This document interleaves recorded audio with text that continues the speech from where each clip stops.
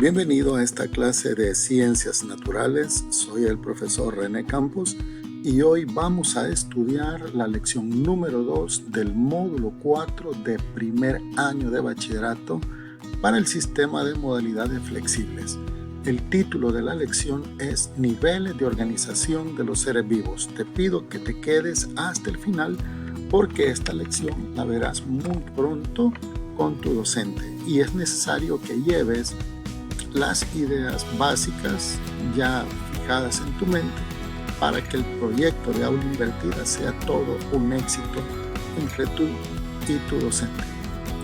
Pero antes de continuar, quiero invitarte para que te suscribas a este canal presionando el botón de suscribirse y si te gusta el contenido también puedes presionar el botón like, ¿verdad? Con eso ya estás colaborando con la difusión de estos materiales que se crean totalmente diseñados para que los usemos los estudiantes y los docentes de nuestro sistema educativo.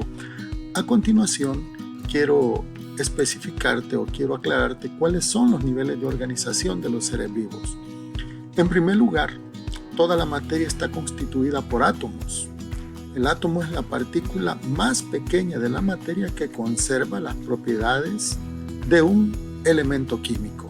Los átomos, como tú sabes, se asocian mediante enlaces y forman moléculas. Las moléculas son el principio fundamental para los compuestos químicos y todas las estructuras que son parte de la célula. Así que el primer nivel es el nivel atómico, el segundo nivel es el molecular, pero el tercer nivel es el nivel celular. Aquí es donde aparece ya la vida. En el nivel celular ya se encuentran estructuras propias de un ser vivo. Luego la célula como unidad básica de la biología, unidad fundamental de todo ser vivo, las células se asocian para formar tejidos. Un grupo de células que tienen una función específica forman lo que son los tejidos. Y así, como ya verás más adelante, hay diferentes tipos de tejidos. Los tejidos forman parte de estructuras mucho más amplias y más especializadas denominadas órganos. Y los órganos forman parte de lo que son los sistemas vivientes. Los sistemas vivientes constituyen individualmente a cada organismo. Y los organismos en su conjunto forman poblaciones. El conjunto de poblaciones crea lo que se llama comunidades, donde hay todo tipo de seres vivos, animales, plantas, seres humanos, y el conjunto de comunidades crea lo que se conoce como el ecosistema. Todo esto para dar lugar a la biosfera, a la totalidad de lo que hay en nuestro planeta. En esto consisten los niveles y en esta lección quiero hablarte del nivel celular. Para comenzar, la célula más antigua y primitiva es la que se conoce como célula procariótica. Se llama procariótica porque, con atención, no tiene núcleo. Eso significa la palabra procariota, sin núcleo. Las bacterias son los mejores representantes de las células procariotas. Si bien tienen otros elementos y tienen otras características, pero la más importante de las células procariotas es que no poseen núcleo ni estructuras de doble membrana. Sí tienen un citoplasma en el cual flota una fibra de ADN. La fibra de ADN, que es la que transmite el material genético del ser vivo, en este caso de la bacteria. El otro tipo de célula es la célula eucariota. La célula eucariota se conoce así porque esta célula sí posee un núcleo central. Posee un núcleo y no solo eso, también posee estructuras de doble membrana, como por ejemplo la mitocondria en el caso de todas las células, y en el caso de las células vegetales también los cloroplastos, el retículo endoplasmático, el complejo de Golgi y otros elementos que constituyen a la célula. Así es que aquí puedes ya destacar la primera idea importante, ¿no? Que hay células sin núcleo llamadas procariotas y células con núcleo llamadas eucariotas. En el núcleo de la célula se llevan a cabo todas las funciones el núcleo es como el cerebro de una célula. Él regula todas las funciones que realiza la célula. Ahora aquí te muestro un cuadro comparativo entre células procariotas y células eucariotas. Por ejemplo, las células procariotas no poseen membrana nuclear porque no tienen núcleo. En cambio, las eucariotas sí poseen núcleo, por lo tanto también membrana nuclear. En el caso de los cromosomas, las células procariotas, en ese caso, las fibras de ADN andan libres en el citoplasma, pero en las células eucariotas, en el núcleo se encuentran estas estructuras denominadas cromosomas.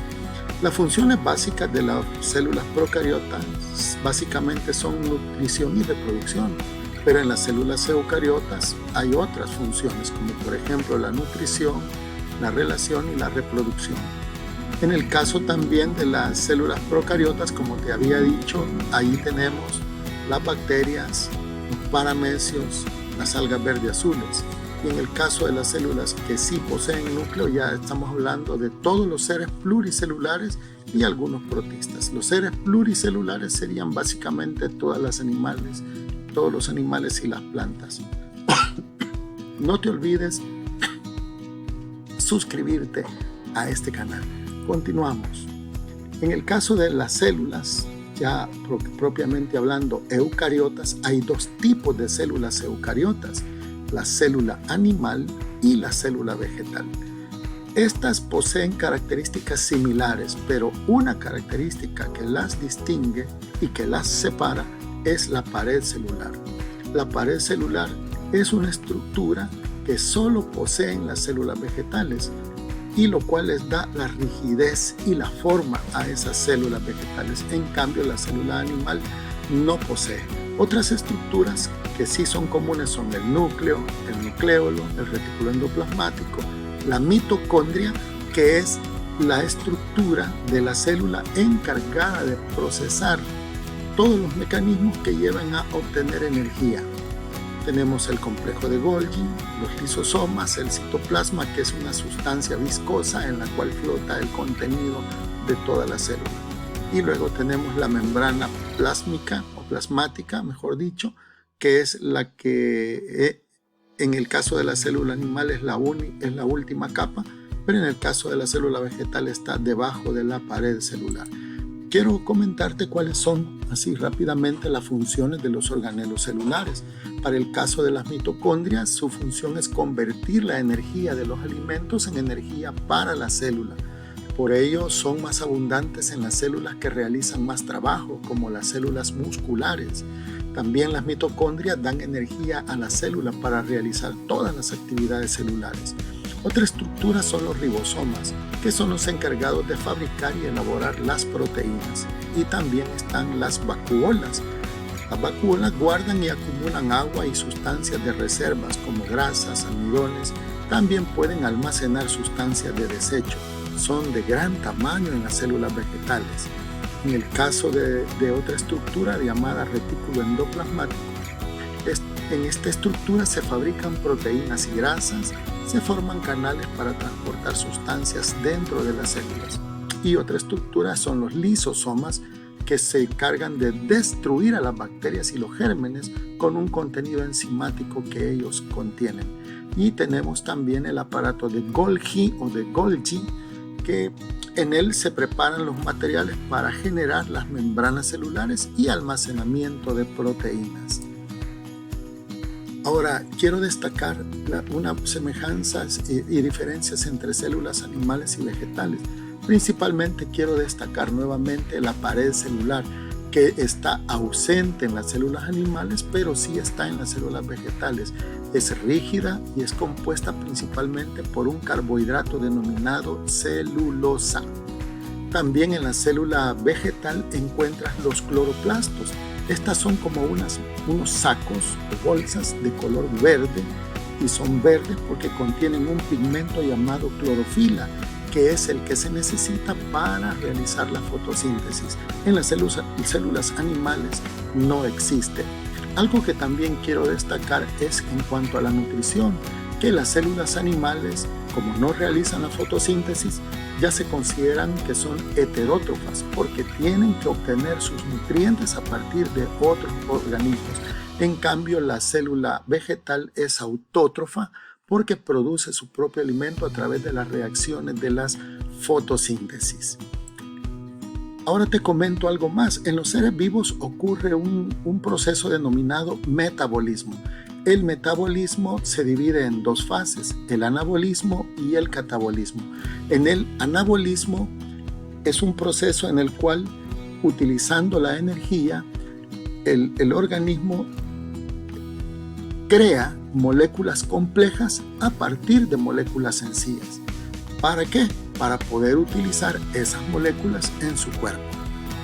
En este caso, por ejemplo, podríamos decir que cuando consumes alimentos, tú necesitas ciertas moléculas para crear hormonas y crear otras sustancias. Como eso no lo tienes, lo que hace tu cuerpo es que con los alimentos lo que hace es desdoblar por medio del catabolismo. Tú te comes por ejemplo, comes carbohidratos complejos como el azúcar. Lo que hace el catabolismo es descomponer los materiales en moléculas más sencillas. Las moléculas complejas se descomponen mediante energía en moléculas más sencillas. Y estas moléculas sencillas luego son transformadas para formar nuevas moléculas complejas. Por lo tanto, así funciona mi organismo, tu organismo también. Me alimento, las moléculas que comí se desdoblan hacia moléculas sencillas. Las moléculas sencillas ya separadas son procesadas para formar moléculas complejas que sí necesita tu cuerpo. Bien, en eso consiste el anabolismo y el catabolismo. Por lo tanto, podemos comparar que el anabolismo es una síntesis de moléculas complejas a partir de moléculas simples o sencillas, mientras que el catabolismo es la degradación de moléculas complejas en moléculas simples. Por supuesto que el anabolismo requiere energía, pero el catabolismo suelta energía. En cuanto al proceso, aquí se hace construcción de nuevas moléculas y aquí se hace la destrucción de las moléculas complejas para obtener sencillas. Por ejemplo, tenemos en el caso del anabolismo el crecimiento muscular, la formación de proteínas y el almacenamiento de glucógeno. En cambio, en el catabolismo tenemos los procesos de la digestión y de la respiración celular. Hay algunas estructuras, algunas moléculas muy importantes denominadas enzimas, que son proteínas complejas que producen un cambio químico específico porque modifican la velocidad de las reacciones químicas, aceleran las reacciones. Por ejemplo, pueden ayudar a descomponer los alimentos que consumimos para que el cuerpo los pueda usar. ¿Recuerdas el anabolismo y el catabolismo? Pues aquí se realiza mediante la ayuda de enzimas. La coagulación de la sangre es otro ejemplo del trabajo de las enzimas. Las enzimas son necesarias para todas las funciones del cuerpo y se encuentran en cada órgano y célula de nuestro cuerpo. Por ejemplo, en la sangre, en los líquidos intestinales, en la boca, en la saliva, en el estómago, en el jugo gástrico. Nuestro cuerpo también, estimado estudiante, está organizado en tejidos. Los tejidos principales son el epitelial, el muscular, el tejido nervioso y el tejido conectivo. El tejido epitelial es un tejido de revestimiento porque este tejido es el que reviste, digamos, la capa externa del cuerpo y también la capa interna de los órganos. La función principal es la protección, la absorción y la secreción. El tejido conectivo es el que conecta, sostiene y protege a otros tejidos. Aquí se incluye el hueso, el cartílago, la sangre y el tejido adiposo, es decir, la grasa. El tejido muscular está formado por células especializadas en la contracción, permitiendo el movimiento. Y hay tres tipos, está el esquelético, el cardíaco y el liso. Y también está el tejido nervioso, que está formado por neuronas. Se encarga de recibir y procesar y de transmitir la información, permitiendo la comunicación entre las diferentes partes del cuerpo y la respuesta a los estímulos. Por aquí te dejo una clasificación de los tejidos que puedes tomar nota. Y tenemos también los tejidos vegetales como el tejido suberoso, el parénquima, el tejido conductor, el xilema y el floema, y también tenemos los meristemos y los tejidos epidérmicos. Aquí tienes cómo funciona